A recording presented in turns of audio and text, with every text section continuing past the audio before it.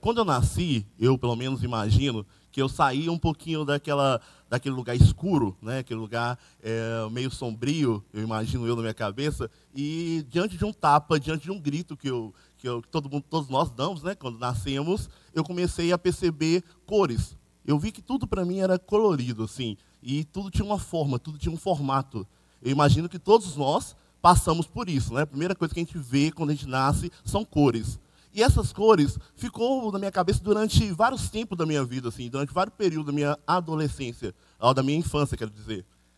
Diante disso, eu pude perceber que o céu, ele era azul. Realmente era azul, bonito, lindo.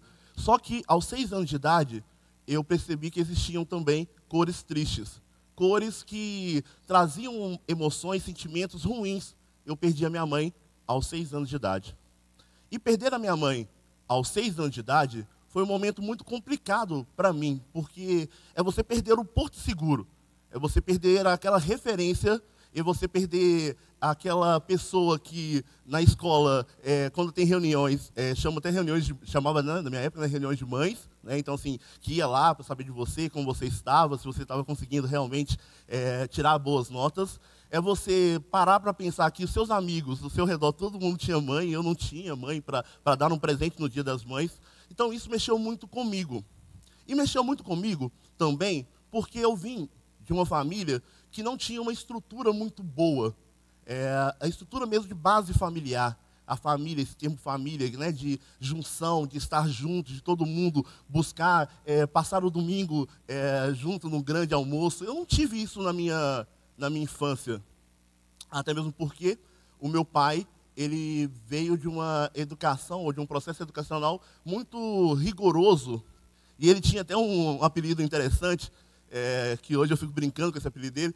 Ele trabalhava numa grande empresa aqui de Itabira, onde que as pessoas chamavam ele de burrão. Engraçado, né? Burrão. Eu pequenininho, todo mundo falou assim, você é filho do burrão, né? E eu achava assim, pô, tô falando que o apelido do meu pai é burrão, logo eu pensava que era porque ele era burro, mas não era isso. Não era, ele tinha até muito conhecimento da área dele, ele chegou a ser encarregado, cuidando de várias pessoas, só que ele só tinha uma única forma de ver as coisas. Ele só tinha uma visão. Se o lápis tinha que ficar na esquerda, esse lápis só podia ficar na esquerda. Ele não aceitava que ninguém acrescentasse nenhum outro valor ou nenhuma outra informação na vida dele. E com isso, eu nunca ouvi do meu pai, eu te amo. Isso é uma coisa assim que me incomodava muito, porque eu convivia com várias pessoas, ia para casa dos meus amigos, e eu via os pais falando, eu te amo, meu filho. E eu não tive isso na minha adolescência. Com isso tudo, eu fui criado num lugar, aqui em Itabira, onde que a minha esquerda, né, da minha casa, tinha a maior favela, e a favela mais complicada de Itabira do meu tempo, né? E à direita tinha a zona boêmia da cidade. Aí eu convivi com as tias, né? Nós chamávamos naquela época as tias da cidade, convivi com seus clientes, né? Pessoas boas, pessoas ruins. E na favela do Marajó também eu convivi com pessoas boas e com pessoas assim que não tinha caráter nenhum. E muitas dessas pessoas tentaram a todo momento me levar para um caminho do crime, para o caminho das coisas erradas. E eu me tornei um menino aterrorizante. Um menino que sempre saía na parte da tarde da sua casa, depois das aulas, para aprontar na cidade de Itabira. Para realmente não deixar as pessoas em paz. Porque eu não tinha uma referência familiar. Eu não tinha alguém ali que poderia falar assim, menino, para de fazer isso. E quando tinha, ou quando alguma tia minha tentava fazer isso, eu também não respeitava elas mais. Eu tinha perdido toda essa referência da estrutura que a família e da importância da família na vida de uma criança e de um adolescente.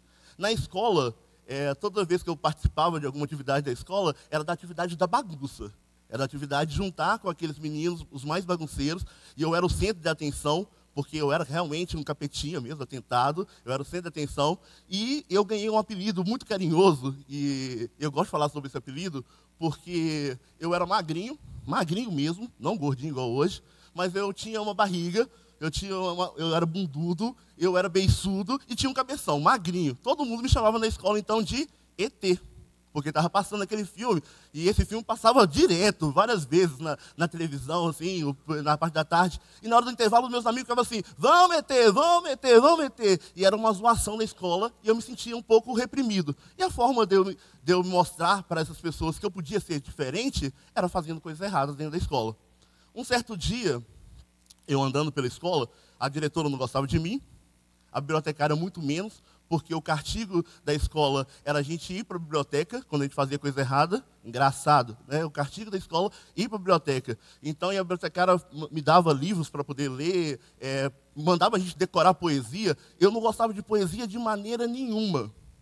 Poesia, para mim, era uma coisa assim, que é isso? Eu não vou ler isso, eu não vou decorar essa poesia. Eu falava muito com a bibliotecária e não concordava com ela me obrigar a decorar poemas para fazer a apresentação na escola por causa de um castigo. Então, assim, eu comecei, o meu primeiro contato com a literatura foi de uma forma muito drástica, porque a pessoa que tentou incorporar isso, passar isso para mim, não soube passar da melhor forma possível. Soube passar de uma forma de obrigação, que eu tinha a obrigação de ler.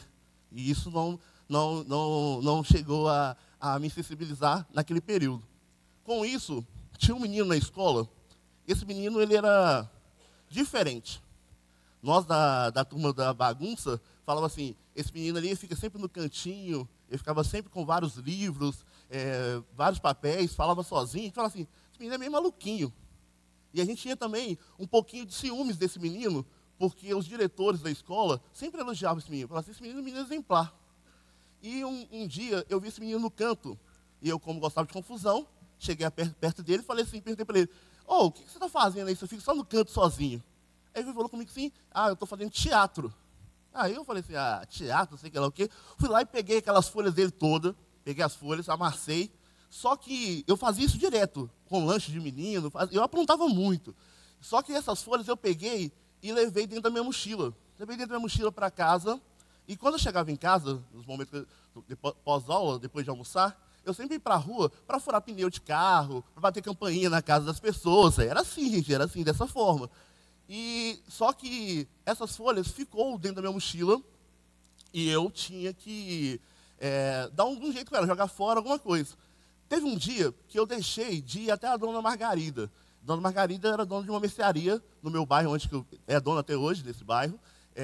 E eu sempre ia lá, lavava vazia para ela, lavava as mesas, lavava as cadeiras, e ela me dava depois um mega lanche. Então, eu gostava de ir na Margarida, prestar esse serviço para ela para ganhar esse lanche. Só que esse dia eu não fiz isso. Esse dia eu peguei esse material do menino e fui folhear esse material. Era uma peça teatral chamada O Padre Assaltante, de João Bittencourt. E nessa peça conta uma história de um padre que faz diversas trapaças. Nós chegamos a apresentar esse espetáculo aqui nesse palco. E esse padre fazia diversas trapaças e isso me chamou muita atenção. Com isso, eu me aproximei muito desse menino e comecei a virar um dos melhores amigos dele. E todo dia, durante o intervalo da escola, nos momentos que a gente se encontrava na escola, a gente lia, fazia a leitura dessa peça teatral. E com isso nós construímos, criamos, né, na verdade, o Grupo Teatral Arte e Vida. O Grupo Teatral Arte e Vida, ele chegou num momento muito importante e de transformação, sim, na minha vida. Porque, primeiro, eu parei de andar com diversas pessoas que diziam que eram meus amigos.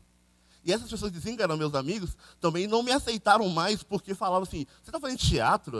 Teatro não é coisa de menino fazer. Então, assim, eu comecei a ter outros momentos dentro da escola, assim, de críticas também da escola, só que eu já estava apaixonado pelas artes. O menino tinha conseguido realmente fazer uma mudança na minha vida. O nome desse menino chama Douglas Couto, que trouxe para mim uma possibilidade de eu entender que existia um outro mundo além do mundo que eu vivia. E que a literatura, ela tem essa capacidade de trazer para a gente novas perspectivas. Tanto que nós criamos o nosso grupo de teatro, sendo menores, né, todo mundo era de menor, só que nosso grupo de teatro tinha CNPJ, prestávamos um serviço para a Fundação Cultural, recebíamos da Fundação Cultural, porque nós usamos os nossos pais para criar um grupo, mas quem geria esse grupo era a gente mesmo. Então, assim, nós conseguimos, mesmo sendo de menores, ter um grupo teatral. E o nome do grupo trazia muita verdade para a gente, porque é fazer arte para ter vida. Com isso, nós começamos a apresentar pela cidade, nas escolas, começamos a ter um destaque, sair na imprensa, a gente gostava muito disso, sair na imprensa, cada um brigava para pegar o microfone ali, eu quero aparecer, era assim também. Nós começamos a apresentar, e com isso nós fomos convidados para entrar num grande programa preparatório para o centenário do Carlos Drummond de Andrade. Eu fui Drummondzinho. Um dos maiores orgulhos da minha vida e um projeto também que mudou muito toda a minha história. Porque com isso eu pude conhecer diversas cidades do nosso país, né, levando a obra drummondiana, e pude me apaixonar pela literatura, que eu também não tinha essa vontade, né, não tinha esse gosto pela literatura. Com o passar do tempo, nesse momento que a gente estava preparando para o centenário, o secretário de Cultura do Estado, ele veio em Itabira. E o secretário de Cultura do Estado, ele veio em Itabira e trouxe com ele toda uma imprensa. Era vários veículos de televisão, rádio, jornalista, e nós tivemos 5 minutos de fama. Esses 5 minutos de fama para a gente foi uma coisa assim, mágica, porque onde a gente passava em Itabira, os outros complementavam, ó o Drummondzinho, ó o Drummondzinho, ó o Drummondzinho. E a gente gostava muito disso. E isso trouxe para a gente perspectiva de uma vida melhor. E esse secretário, ele era um cara muito culto. Ele é um cara muito culto, na verdade. Ele falava muito bonito, expressava muito bem. E eu, curioso que sou, cheguei até ele e perguntei para ele assim, o senhor é de onde? Ele virou para mim e falou assim, eu sou de Ouro Preto, uma cidade artística e cultural. Eu fiquei imaginando assim, esse cara deve ser da cidade da Alice no País das Maravilhas, cidade maravilhosa, pela forma que ele me contou as histórias de Ouro Preto. Passou-se o tempo, um outro amigo meu, mais velho do que eu, foi morar em Ouro Preto para estudar arte cênica. E eu fui até o mercado aqui da cidade, de Itabira, conversar com ele. Ele me contou assim, eu estou estudando em Ouro Preto. E me falou assim, Marcos, lá em Ouro Preto a gente tem trabalho demais, porque a atividade cultural acontece todos os dias. Então, assim, você vai ter como trabalhar lá. Eu, como não tinha que dar satisfação muito em casa, eu só peguei minha mochila, coloquei minhas roupas e fui para Ouro Preto. Chegando em Ouro Preto, eu ainda não tinha formado o ensino fundamental, ou o ensino médio. Então, eu não podia fazer arte cênica. E eu estava do primeiro ano para o segundo ano, então eu tinha que estudar numa escola secundarista. Então, eu fiz uma prova e passei no Cefet, e fui estudar no Cefet, fazer técnico em edificações. O Cefet hoje, atual IFMG. Lá no Cefet, eu percebi que os alunos eles eram diferentes. Eles eram politizados. Eles queriam realmente fazer uma revolução no nosso país. E eu comecei a participar disso também. Estava lá cantando com eles as bandeiras que eles defendiam. E com isso eu me tornei o presidente da UMES Ouro Preto, da União do Estudante Municipal de Ouro Preto. Onde que eu conheci a fundo a política. Porque a política em Itabira, para mim, era só para eu poder ganhar brindezinho, para eu chegar no vereador, pedir ele um dinheiro, para ele me dar para fazer teatro. Era só para isso que servia a política. Eu não imaginava que a política era uma coisa grandiosa. Eu me apaixonei pela política e participei da minha primeira eleição municipal, não como candidato, mas eu participei como um ator importante. Eu estava discursando em diversos lugares, defendendo um projeto que eu acreditava. Defendendo esse projeto, nós ganhamos a eleição, tanto no executivo quanto no legislativo. E quem foi ser o prefeito nesse momento que nós ganhamos a eleição? Aquele senhor que veio em Itabira e que era o secretário de Cultura, que eu conversei com ele. Então, conexão existe a todo momento. Mesmo quando a gente não se programa para fazer aquela conexão. As coisas acontecem na nossa vida, quando a gente permite. Eu pude perceber isso. Com isso, a gente trabalhou durante vários anos, mais de 10 anos juntos, desenvolvendo diversos projetos na área de cidadania, na área social e na área cultural, em Ouro Preto.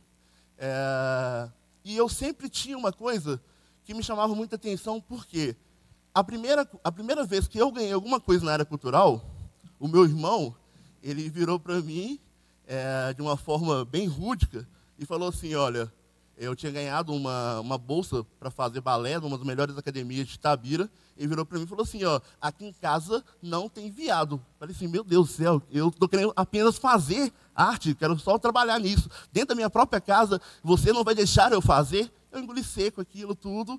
Então, assim, eu percebi que tudo o que estava acontecendo comigo, eu precisava vencer os obstáculos. Eu precisava ser maior do que as dificuldades que de tudo estava acontecendo na minha vida. Com isso, eu me formei em Ouro Preto, na UFOP, graduei, fiz pós-graduação na UFOP, tive a oportunidade de contribuir muito com a gestão municipal, até mesmo lançando alguns livros ligados à temática pública. Ganhei um título de cidadão honorário de Ouro Preto, que me orgulha muito, porque foi uma cidade que realmente me abraçou. E hoje, eu estou de volta a Itabira, após 14 anos. E eu venho em Itabira para fazer provocações. As provocações são diante das oportunidades que eu tive. Até quando nós vamos tentar ficar planejando ou manipulando as pessoas para uma única forma de pensar? Até quando a gente vai ficar dizendo que a pessoa tem que formar naquela área, ou a pessoa tem que fazer aquilo, porque aquilo que vai ser rentável para ela? Até quando a gente não vai acreditar que a cultura é apenas entretenimento para muitas pessoas acham que cultura é apenas entretenimento. E a cultura ela é muito maior do que isso. E até quando a gente vai ficar acreditando nessa verdade que não é verdade?